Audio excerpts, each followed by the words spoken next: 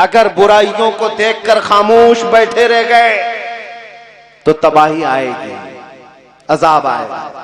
जिब्राइल अमीन अलैहिस्सलाम हुजूर की बारगाह में हाजिर हुए, रसूल करीम सल्लल्लाहु अलैहि वसल्लम की बारगाह में अर्ज किया, या रसूल अल्लाह, एक बस्ती ऐसी थी जिस पर अल्लाह ने अजाब नाजिल किया, और अजाब का हुक्म जब दिया रब ताला ने, क्या है जिब्राइल, इस बस्ती को उठाओ ऊपर और नीचे की तरफ पलट दो।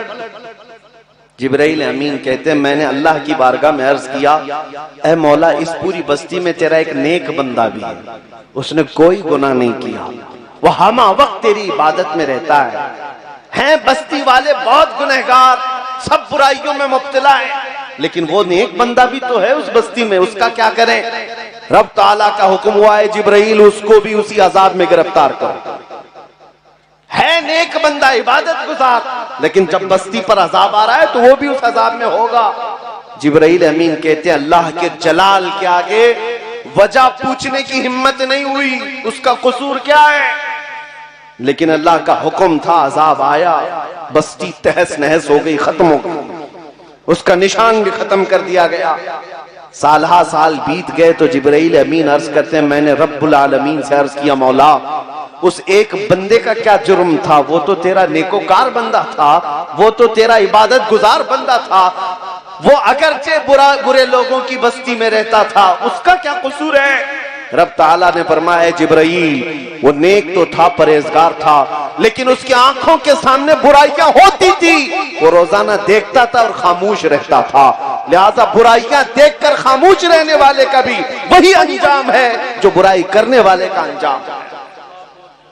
तन्हौना अनिल मुनकर पे अगर अमल करना छोड़ दिया तो और एक खसारा मैं आपको बताता हूं।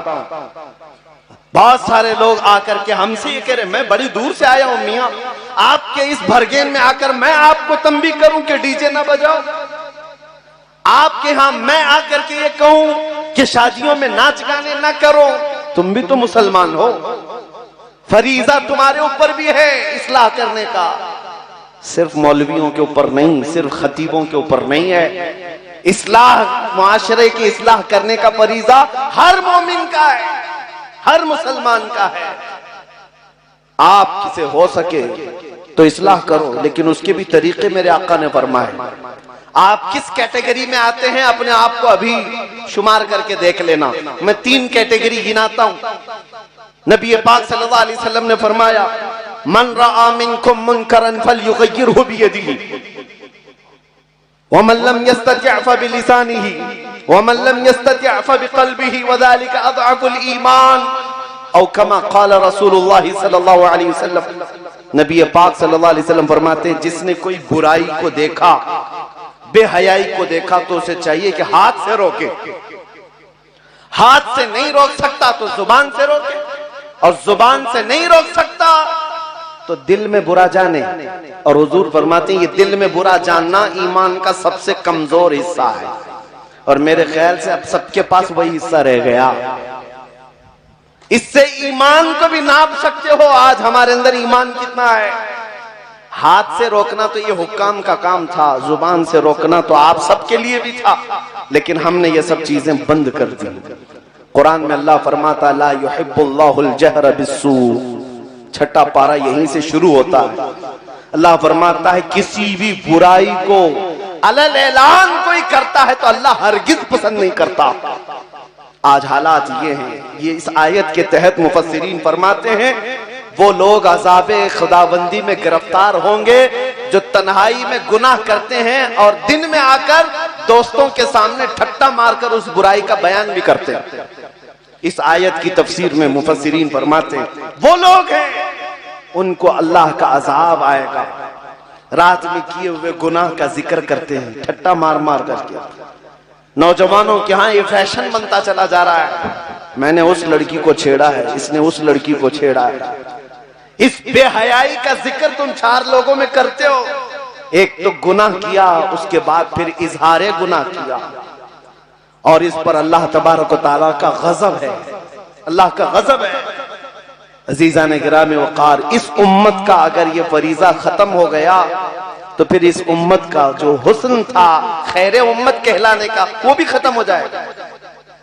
खैर उम्मत का लक़ब आपको जो दिया गया है वो इसी वजह से दिया गया है कि तुम अच्छाइयों की बात करते हो। दावत तो देना बंद किया, लेकिन कम से कम बुराइयों से तो रोको। एक बात मैं आपसे पूछना चाहता हूं, आपके घर के अतराफ में कोई कूड़ा करकट लाकर डाले तो कितने झगड़े करते हो आप? आपके दरवाजे के बाहर अगर कोई गटर की गलाजत लाकर के डाल दे, क्या आप देखकर खामोश रह सकते हो? और अगर मैं आपको एक बात दूसरी मिसाल बताऊं, आपके घर के किनारे बैठ करके मैं आग जलाऊं, कहूं ठंडी लग रही है मैं आग रोशन किया हूं, आप कहेंगे भाई जाओ मैदान में आग लगाओ। हम कहेंगे कोई बात नहीं, हम आपके घर के अंदर नहीं लगाए, दरवाजे के बाहर लगाए। आप तो ये कहेंगे घर के दरवाजे के बाहर आग लगाए हो, या आग अगर दरवाजे को पकड़ ली या मेरे घर से को पकड़ ली तो आग मेरा घर जल सकता है। आपको इतना सेंस तो है, इतनी अकल तो है, अपने घर के बाहर ना गलाजत डालने देते हो ना आग जलाने देते हो, तो मेरे अजीजों फिर अपने घर के अतराफ उन औबाशों को क्यों पसंद करते हो जो दिन भर नुक्कड़ पर बैठ करके अजनबी औरतों पर नजरें डालते हैं या अपने जिना के किस्से सुनाते रहते हैं? इन अय्याशियों को क्यों अपने घरों के अतराफ पसंद करते हो? कितने तो घर ऐसे हैं जिनको हम देखते हैं गली कूचे में छुट्टियों के दिन ताश के पत्ते खेल रहे हैं। फरमाया गया है जहां ताश के पत्ते खेले जाते हैं 40 दिन तक वहां बरकत का एक दाना भी नहीं उतरता, वहां से बरकत उठा ली जाती है। अजीजा ने गिरामी वकार, इन बेहयाइयों और बुराइयों के मुतालिक अगर आप जिम्मेदारी नहीं निभाएंगे तो कब तक ये मुकर्रिर आएंगे और आपको समझाते जाएंगे? जिम्मेदारी हर एक की है। और एक बात मैं आपको बताऊं, इस्लाह का सबसे बेहतरीन तरीका ये था, शराबी भी हैं हमारे यहाँ, जुआरी भी हैं, नशा करने वाले भी हैं, लेकिन सूदखोर भी हैं, उनको फर्क क्यों नहीं पड़ता? हमने बुजुर्गों का मिजाज छोड़ दिया है। आपको पता है सरकार मुफ्ती आजम हिंद रदी अल्लाह ताला अन्हु के दरबार में बगैर टोपी के भी कोई आता तो आप उसको उठा देते थे। ये कौन से तरीके से आया है? हालांकि फर्ज नहीं, वाजिब नहीं, लेकिन आप उस पर सख्ती फरमाते थे। और कई ऐसे मसाइल हैं जिनमें छोटे मसाइल पर भी आप तंबीह कर देते थे। आज बड़े बड़े सूदखोरों को देख करके तुम मुसाफे से भी गुरेज नहीं करते, बल्कि उनके साथ शाना बशाना चलते रहते हो। बड़ा सेठ है, सूद खाता है तो क्या मसला है, दावत में तो मेरे घर भी आ जाइए आप। उनकी दावतें भी चल रही हैं, उनकी इज्जतें भी चल रही हैं, उनके फूल माले भी चल रहे हैं। ये दर हकीकत आप गुनाह में उसका ताउन कर रहे हैं, इसलिए उसको खुद को कभी ये फीलिंग आती ही नहीं है कि मैं गलत कर रहा हूं। उस बंदे को कभी ये एहसास ही नहीं होता कि मैं गलत कर रहा हूं। जिस दिन कौम के तमाम हजरात ये तय कर लें कि जो नशा करे, जो शराब पिए, जो जुआ खेले, जो सूद खाए, हमारा उसके साथ कोई लेना देना नहीं है। ये इस्लाह का तरीका है। आपको मैं नफरत के लिए नहीं कह रहा हूं, बल्कि एक आद के साथ जब ये बाइकआउट होता है उसे ये एहसास होता है कि अगर मैं इस गुनाह में कंटिन्यू रहा तो मेरी जमात मुझसे छूट जाएगी, मेरी कौम छूट जाएगी। इसलिए मेरे अजीजों, ये चीज आपके जरिए से हो सकती है, मिंबरों से नहीं। इतनी शादियों के मुतालिक सब कह रहे हैं कि बड़े बड़े डीजे बजाते हैं, शादियां करते हैं, लेकिन आप तो सुन रहे हैं ना, घर में बैठे हुए मजे ले रहे हैं। आपकी तरफ से एक्शन क्या हुआ? आपने कभी कोई एक्शन में कोई बात की? यहाँ कौम के बड़े लोग भी होंगे, कई इलाके ऐसे हैं जहाँ के उलमा को मैं जानता हूँ, अल्हम्दुलिल्लाह हमारे इलाके में कि किसी शादी में डीजे वगैरह बजाया जाए तो वहां कोई आलिम निकाह पढ़ाने नहीं जाता, कोई आलिम नहीं जाता। इलाके के तमाम उलमा इस बात पर इत्तेफाक करके बैठे हुए हैं कि हम इनका निकाह नहीं पढ़ाएंगे। ये उलमा इत्तेफाक कर लें तो फिर कहां पंडित से निकाह पढ़ाओगे, कहां जाओगे? ये मामला यहां से भी खराब है।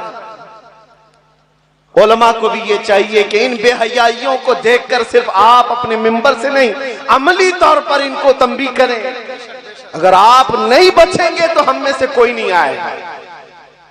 और एक ही आलिम न करे, उलमा में अगरचे इख्तिलाफात चल रहे होते हो, आधे इस जमात के आधे उस जमात के, और आप जाकर के डीजे वालों से कह दें एक जमात के उलमा वो वाले नहीं आएंगे तो हम तो आएंगे, हम पढ़ा देंगे, फिर कौम मजाक बना देगी उलमा का,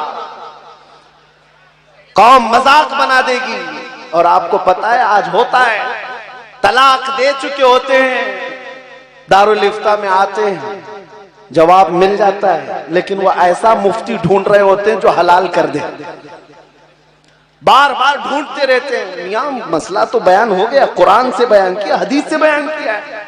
क्यों? इस कौम को पता है कि उलमा में इख्तिलाफ रहता है, वो एक दूसरे का इख्तिलाफ का फायदा उठाते हुए अपनी मन की बात हासिल करना चाहता है। इसलिए यहाँ उलमा की इस्लाह बहुत जरूरी है, उलमा का इत्तेफाक। अजीज़ान गिरामी।